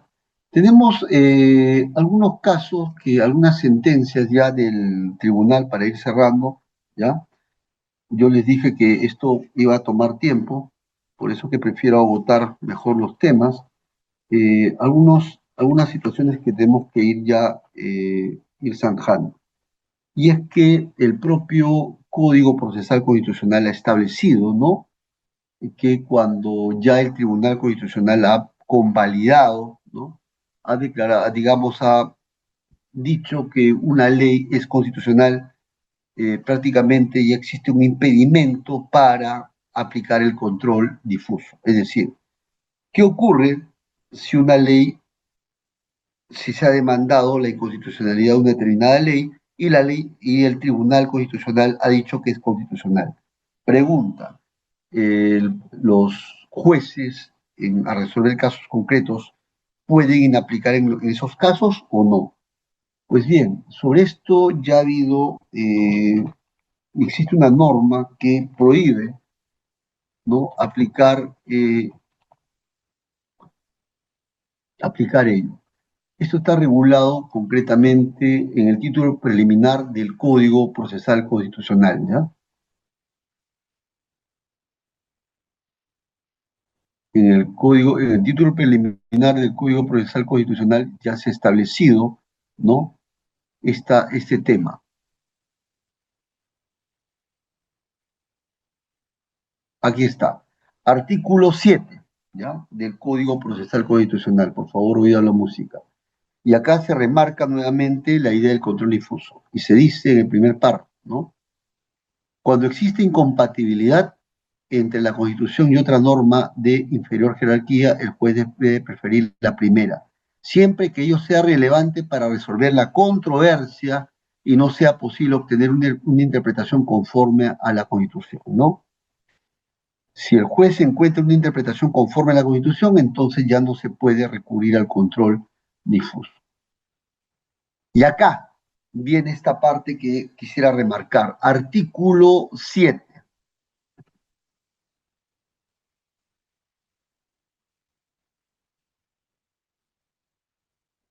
Segundo párrafo del Código Procesal Constitucional. ¿Qué es lo que dice? Los jueces no pueden dejar de aplicar una norma cuya constitucionalidad haya sido confirmada en un proceso de inconstitucionalidad o en un proceso de acción popular. En buena cuenta, ¿qué es lo que está diciendo el Código Procesal Constitucional? Que los jueces ya no pueden hacer uso del control difuso, ¿no? Cuando la ley del cual se predica su inconstitucionalidad ya ha sido convalidada, ya ha sido bendecida constitucionalmente por el Tribunal Constitucional, ¿no? Esa es un poco la lógica, ¿no? Pero también a partir de ahí surgen muchas preguntas, ¿no? Si es que los jueces del Poder Judicial, una vez que se ha convalidado su constitucionalidad, están impedidos en términos absolutos o tienen un margen para inaplicar en determinados casos, ¿no? Esa es la gran pregunta que voy a dejar sentado el día de hoy, ¿no? Bien, doctores, avancemos un poco para ir cerrando. Les voy a compartir algunos materiales y tenemos el otro precedente, ¿ya? El otro precedente que voy a citar, ya para terminar, tendría que ser, a ver, vamos a citar, es la casación 1266 del 2022, Lima. Es del 19 de marzo del 2025, ¿ya? Por favor, voy a anotar para que ustedes puedan también ubicarlo, la casación 1266 del 2022 de Lima. ¿Sí? Bien, doctores. A ver, vamos aquí. Vamos al. No voy a ir al caso concreto, porque quisiera sobre todo ir a, a las pautas, ¿no? A las reglas que se tienen que observar para aplicar control difuso, ¿no? En un caso concreto.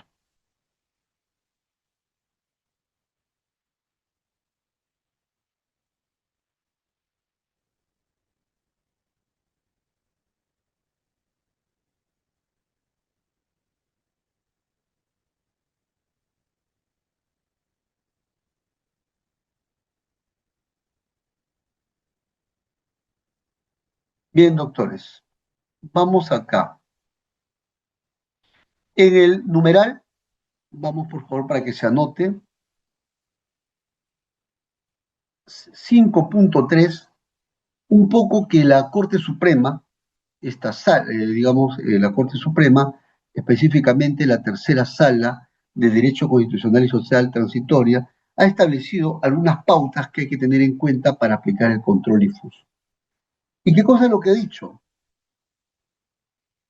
Que es necesario prever reglas frente a una significativa cantidad de casos en que los jueces están aplicando el control difuso, ¿no?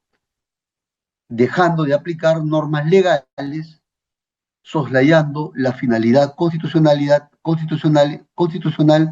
y las exigencias para un apropiado ejercicio de la autorización judicial constitucional. ¿Qué cosa es lo que ha dicho un buen romance?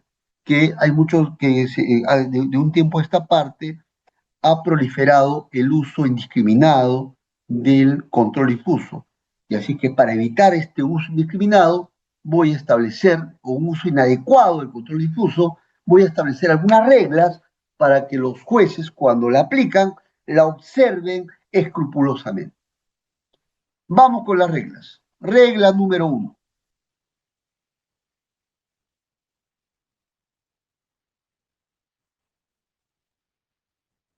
La primera regla es de que los jueces están obligados a motivar sus decisiones judiciales.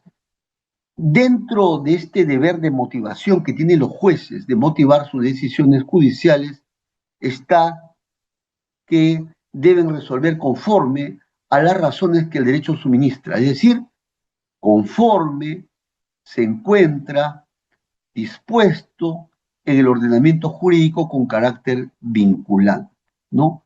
Es decir, hay una obligación de motivación de parte de los jueces cuando aplican control difuso. Regla número 2.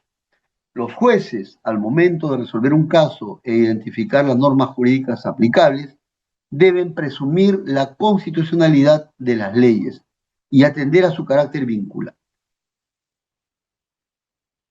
Es decir, lo primero que tiene que ser, la primera regla, es que deben asumir su carácter vinculante de las leyes. Lo segundo, que deben de presumir su constitucionalidad conforme al principio de legalidad reafirmado por la Constitución.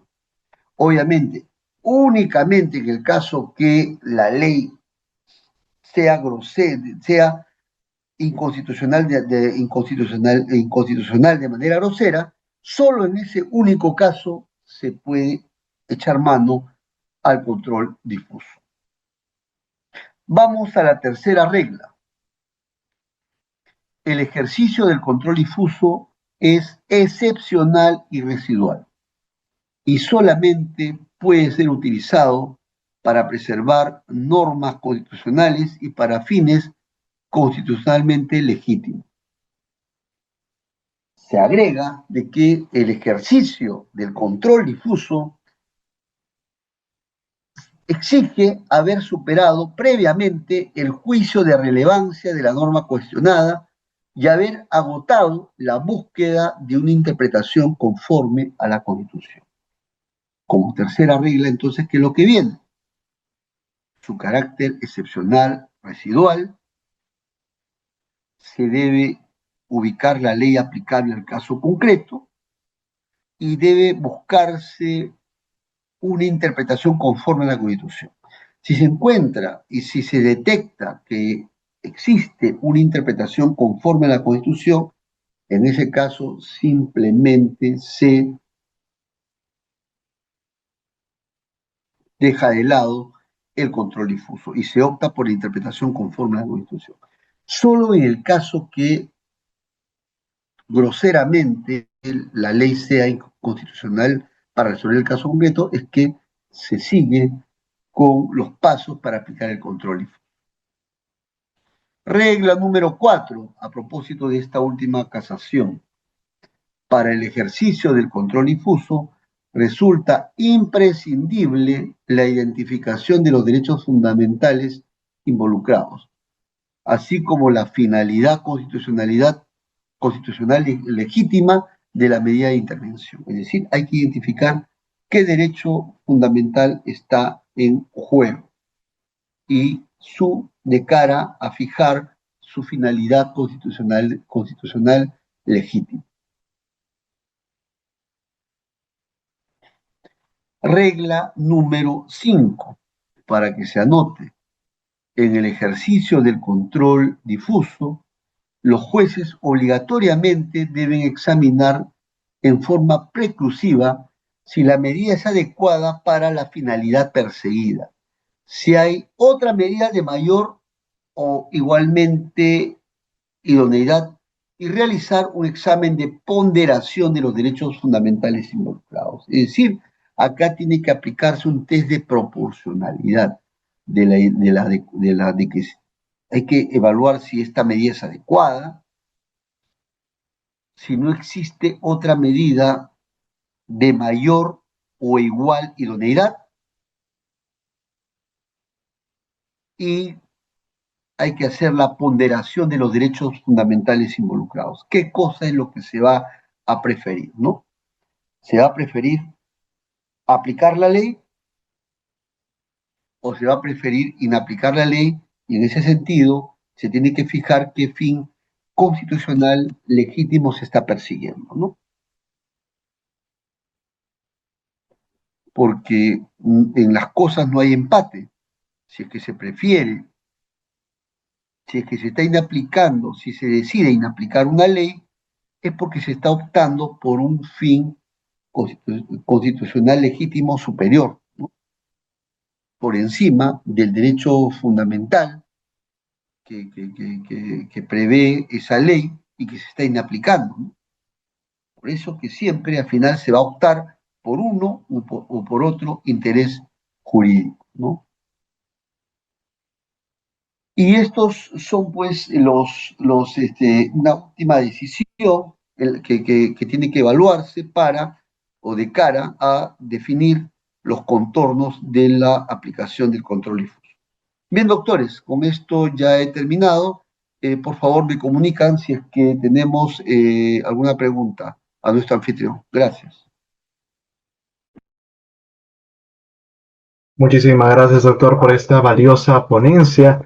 Vamos a pasar en este caso a la ronda de preguntas de la sesión del día de hoy. Y justo confirmando en el chat de la sesión, ya no tenemos más preguntas, dado que la mayoría ha sido respondida en el tiempo estimado de la ponencia y en esta medida felicitamos al doctor Richard Concepción Carguancho por esta magnífica ponencia, en principio felicitándolo por esta magnífica sesión. Y también en este caso, doctor, algunas últimas palabras que usted tenga para culminar esta sesión, por favor. Mi agradecimiento a Juris P por hacer posible mi presencia en este evento académico. Mi agradecimiento también a todos ustedes que me han tenido la paciencia de escucharme. Y bueno, este tema da para bastante. Yo les sugiero que si alguien quiere dedicarse al derecho constitucional, este es un gran tema de investigación, ¿no? El tema del control difuso, ¿no? ¿Ya? En cuanto a si se está recogiendo de manera correcta o se está creando un control difuso a la peruana, ¿no? Como habría dicho algún comentarista en el campo constitucional, ¿no? ¿Se está deformando la figura que vino de los Estados Unidos o es que acaso, se están siguiendo los mismos lineamientos de esta figura de la Judicial Review del caso Marbury Madison, ¿no? Yo les sugiero buscar la fuente original para poder trabajar más sobre ello. Bien, sin más que decir, mi agradecimiento a Juris P y será hasta una nueva oportunidad. Gracias. Muchísimas gracias, doctora Concepción Carguancho, por esta magnífica sesión del día de hoy. Hasta luego, muy buenas noches. Permiso, doctora. Estimados participantes, les agradecemos por estar en la sesión del día de hoy, haber participado, haber continuado con sus preguntas que han dinamizado de una mejor forma esta sesión del día de hoy. Muchísimas gracias. Hasta luego. Muy buenas noches, estimados colegas.